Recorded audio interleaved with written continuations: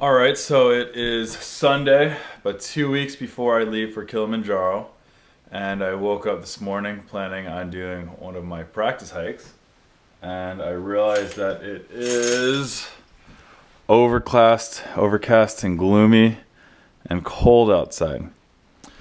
But because I've done no other training or practice for Kilimanjaro, I have to go out and do it anyway in these rough conditions. All right, so we just got here. You can see it's actually some nice scenery, some good fall weather on the East Coast. So the plan right now is to do about 2.5 miles with Ashley. I want to say hi to Ashley. Hello. Wave. She looks super happy. She's got shoes, she might run. And then she's gonna drop back off at this loop point, and then I'm gonna do about another 6.5 miles. So we'll see how it goes. All right, so we've been going for about 45 minutes. As you can see, it's very wooded, some nice fall colors, a little bit of a dip in the terrain over here. Slight detour from where we originally wanted to go. In my opinion, the trails aren't marked that well, but in any event, we're supposed to be. Probably about a mile left, and then I'll drop Ashley off at the car, and then I will continue on my hike for the day. One thing I forgot to mention earlier is that the main reason I'm hiking, because really I don't think Kilimanjaro is going to be that hard, is I got some new boots yesterday. And one of the first rules of getting new boots is that it's not good to go on a big trip without breaking them in. So far so good.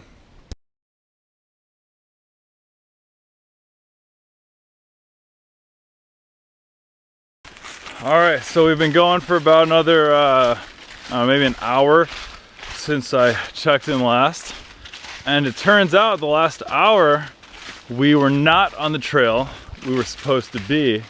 Again, the trail markers are very misleading here, but in any event, we got to walk to the north side of the map, or the park. We actually had to go through some private property for a little while, and then head all the way back.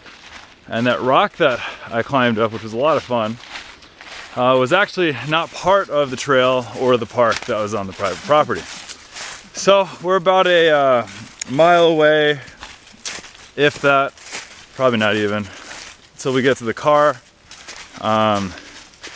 Boots, I'm liking them. I am getting some hot spots though. So I'm getting them on my big toe towards the inside of the boot. And I'm starting to get a little friction on the heel. We've been on the trail for about 2 hours, so I'd say we've done about 5 miles, and I'm really just starting to notice it now. I do not have the proper socks on. I just have cotton Puma socks on, so maybe that's part of the reason why. But in any event, I've now decided that I'm going to wear these boots every day for the next 2 weeks, so I can get broken in by the time I head over to Tanzania. So, as you're aware, we got a little lost. That's not even true. We didn't get lost. We just took an alternate path before and probably had a good 2 miles onto our trip, which I was fine with, but I actually didn't want to do that many miles today, so she's not like crazy happy. But in any event, like the main thing marked on the trail that we are on now is the fire tower, which is supposed to be some incredible lookout. Now keep in mind, we are in Jersey, so standards are limited, but I want you guys to see for yourself what the fire tower looks like. Wow, look at that. And look at this, it says no trespassing without permission from NJFFS. I think someone's trespassing.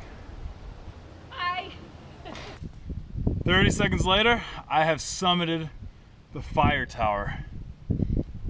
But we actually have a pretty nice view, so check that out. There's a lake, I think that's called Bud Lake over here. As I kind of do a quick pan, some very nice fall colors. So we decide to take a little bit more of a direct line back to the car. I don't even know if we're supposed to do this, but like walking under these massive power lines kind of looks cool. A little windy. So anyone that knows me knows I love Gore-Tex things. So these boots are Gore-Tex. I'm gonna take a walk through here just to show you why it's important to have waterproof things. There are other materials on the market, but nevertheless, my feet have remained nice and dry, which is pretty cool when you think about it.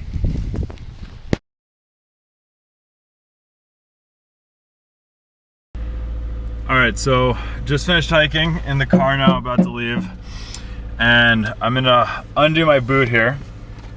A couple nice features to note on these is that the laces actually they're really low on the shoe, so there's all brackets coming up, but it's really easy to get on and off. I'm gonna take it off here. So you got actually that white is actually the Gore-Tex, you can see. Another nice thing is that the Gore-Tex actually goes up pretty high. On a lot of shoes, it's actually, so I don't know if you can see, but it's actually cut out in this area here, so water can get through, so that's bad. Gonna take my sock off here to look at some of the hot spots. So I was rubbing right here a little bit. You can see a little bit of fluid buildup. Again, on the heel too, right here, a little bit of fluid buildup. So I haven't worn a medium weight boot in years. So that could be some of the reason. The soles were like nice and firm, so I could walk in them well. But you know, we only probably did like 6 miles today, maybe a little bit more. So I'm really gonna need to break these in more in the next 2 weeks, so that when I'm on the actual mountain, I don't have any issues. I think appropriate socks would also go a long way as well. All right, talk to you guys later.